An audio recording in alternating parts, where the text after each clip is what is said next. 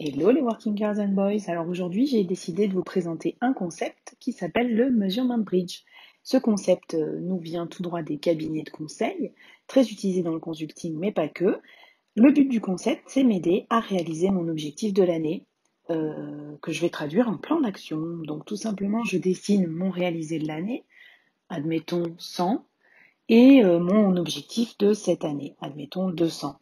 J'ai choisi comme exemple le cas de la marge. Alors j'espère pour vous que c'est des centaines de milliers d'euros. Bon, si c'est des centaines d'euros, c'est déjà ça, vous allez doubler votre marge. On va regarder ensemble comment atteindre cet objectif de marge additionnelle, donc en l'occurrence 100. Et c'est le principe en fait du Measurement Bridge qui va vous permettre, comme son nom l'indique, puisque c'est un pont, de jeter un pont entre votre réalisé de l'année et votre objectif de l'année prochaine. Donc, le pont, il se constitue de quoi? De plusieurs actions. La première action que j'ai identifiée pour m'aider à générer de la marge additionnelle, c'est mon pricing. J'ai décidé de vendre mes produits plus chers ou à différents prix selon les segments. Avec cette action-là, je vais générer 25 000 euros de marge additionnelle. Deuxième action que j'ai identifiée, c'est la réduction ou l'optimisation de mes coûts. Donc là, effectivement, je vais faire des économies, ce qui va contribuer à générer 25 000 euros de marge additionnelle encore.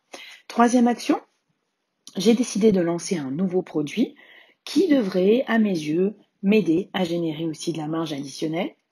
Donc, bon là, vous voyez un certain chiffre d'affaires, plus certaines économies, donc admettons, je sais pas, on va dire 20 000 euros de marge additionnelle. Et la dernière, et non des moindres, action pour atteindre ma marge additionnelle, c'est d'optimiser mon sales funnel. Alors là-dedans, il y a vraiment de quoi faire pour tous les entrepreneurs. Je vous invite à regarder.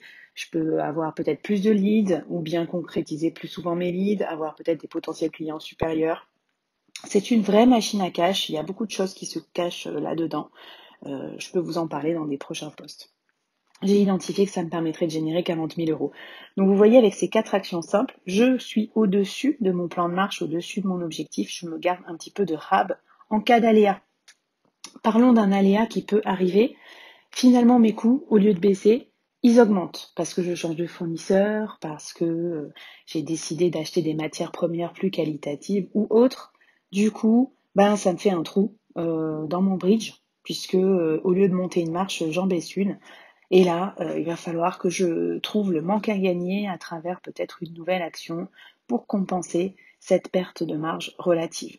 Voilà, donc vous voyez l'avantage du bridge, c'est qu'il est très mobile, il s'adapte au fur et à mesure de l'année. Il n'est pas chronologique, ces 4 actions-là, il faut que je les mène de front. En revanche, il m'aide à énormément prioriser pour pas me disperser dans ma vie d'entrepreneur ou de manager.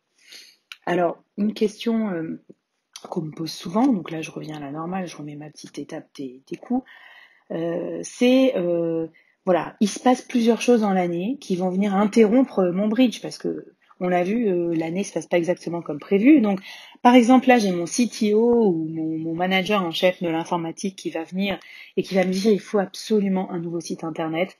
Voilà, le nôtre il est obsolète, etc., etc. Vous montrer tout un tas d'études, on en a pour 80 000 euros. Bon, est-ce que ça s'inscrit dans mon bridge? Est-ce que ça va m'aider à améliorer mon pricing, à baisser mes coûts, à lancer mon nouveau produit, à optimiser mon sales funnel? Dans cet exemple-là, je trouve que pas vraiment.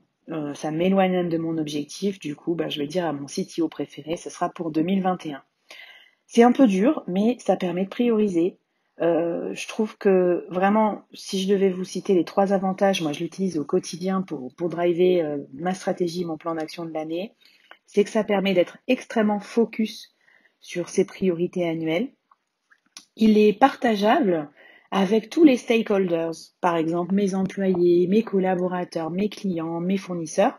Et surtout, c'est un énorme driver d'efficacité puisque vous vous concentrez sur 4, 3, 5 actions maximum dans l'année, un peu façon loi de Pareto. Vous êtes vraiment au maximum de votre 80-20 et de votre efficacité.